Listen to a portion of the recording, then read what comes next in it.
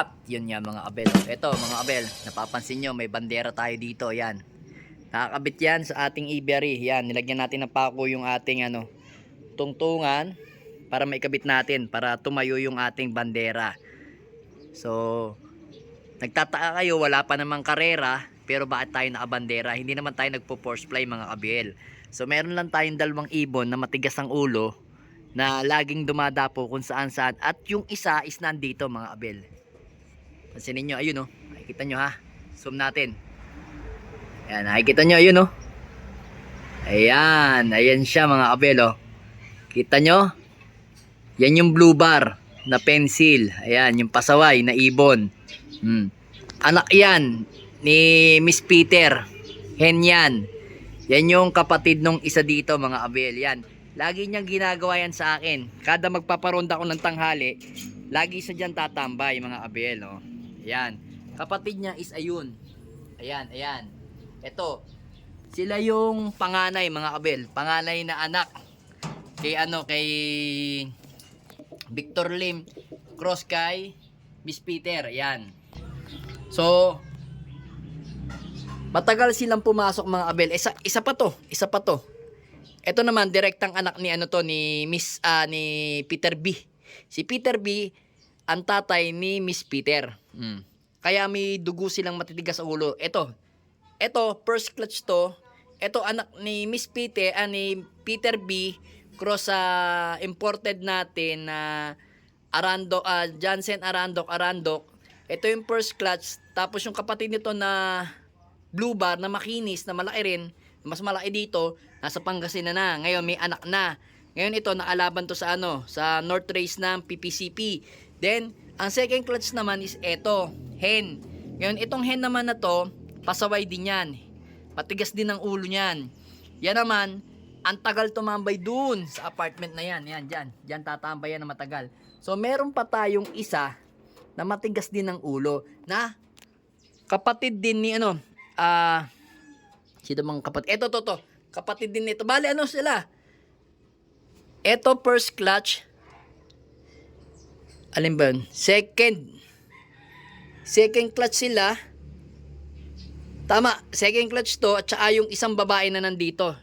Ganito rin kulay. Kapatid nito.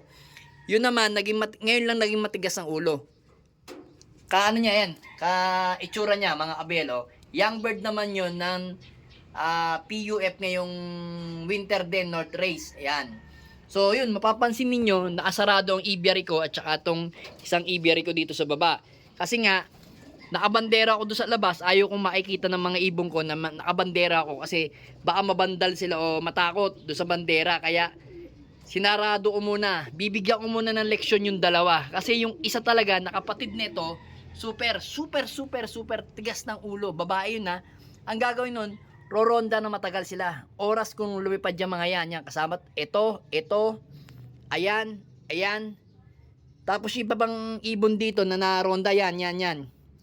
Tapos ito, yun, south din yan. So ngayon, hinahayaan ko lang. Pagdating ko na alas 11, liliparin ko. Minsan nga nakapagpakain ako 12:30 na kasi tagal din na rumonde.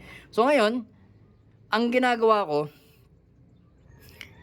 pag tinawag ko sila, bababa na sila mga, sabi na 12 o 12:30, nababa na sila. Tapos, yung blue bar na kapatid nito, yan, hen yun, na makinis, laging huling pumasok yun. So, ngayon nakapagpakain na ako, nandun pa rin siya sa may puno. Matigas ang ulo talaga. So, hindi ko nalalagyan ng kurbata sa leeg kasi nga, nadala ako kasi nung isang beses ako nagkurbata, hindi bumalik yung isa. Ewan ko kung nasabit yun. Pero matigas din ang ulo, kapatid din nila. Bale, kapatid nung natin. Kapatid, sino bang kapatid dun? Yung kapatid ng super set winner natin sa PUF na ganito ang kulay. Kasi ang dugo ng Miss Peter ko, may katigasan ng ulo pag training dito sa loop, ha? Mga abel. Merong may katigasan ng ulo dito yan. So ganyan, tinuturuan ko sila ng leksyon, hinahayaan ko sila sa labas, lalagyan ko sila ng bandera na lang para hindi sila makapasok dito sa loop. Kasi ang gagawin nila mga abel, pakita ko sa inyo. After ng tumambay ng matagal dun sa tumambay dyan. Asan yan?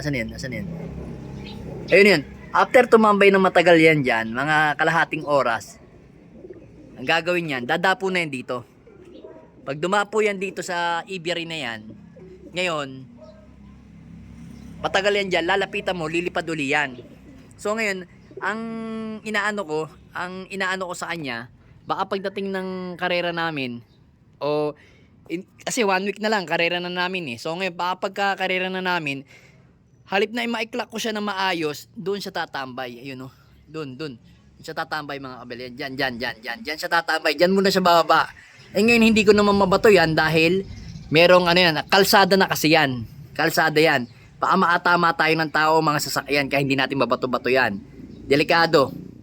Ahayaan na lang natin sa dyan. So yung isang checkered naman, hindi ko alam kung saan dumapo. Kung nandito sa bubong na to, yan, dyan, o nandun sa dulo. So hinayaan ko na lang kasi ayaw ko talaga na matigas ang ulo eh. Naibon eh. Kapag hindi sumusunod sa akin, didisiplinahin natin na maayos. So sabihin nyo na sa akin na malupit ako sa mga ibon ko kasi hindi ko pinapapasok. So ganun lang po yung disiplina ko sa mga ibon ko. Hindi ko sila pwedeng ako yung susunod sa kanila kasi ako yung amo eh. Pag ako yung amo nila, kailangan sila ang susunod sa akin. Hindi ako po pwedeng sumunod sa kanila dahil unang-una ako dapat na masusunod kasi ako yung nagpapakain sa kanila. Ako yung nagbibigay sa kanila ng motivation. So ngayon, kung hahayaan kong ibon ko tumambay doon, walang mangyayari sa amin pagdating ng karera mga kabel, di ba? So ang gagawin na lang natin, hayaan na lang muna natin silang tumambay dyan. So yung mga south natin is hindi na lang muna natin papakulan. Bukas na lang ng umaga natin pakulan. Tanghali. After ni kasi may mga nag-grouping na dito mga kabel eh. Ang mga nag-grouping dito, nagmamapa na dito, nagmamapping is apat na klase. Si Pastel, si 3rd G, yung magkapatid na Pastel. Ayun yun, yung nasa taas na yun. Yun ba yun? Hindi, ito. Lahi ni Mr. David to. Basta 4 sila. At saka yun yung si DQ. Yan. Kasi maliliit na ibon lang yung lumilipad eh. Hindi naman yung white flight na yun. So yun mga kabel, headshot may natawag eh. So yun, kaya bukas na lang tayo magpapakawala sa mga ibon natin. Yan yung update ko, pasensya na talagang busy tayo. At medyo may sakit kasi yung bunso ko kaya hindi ako makapag-vlog. So update ko kayo sa mga susunod. Alright. Aray mo!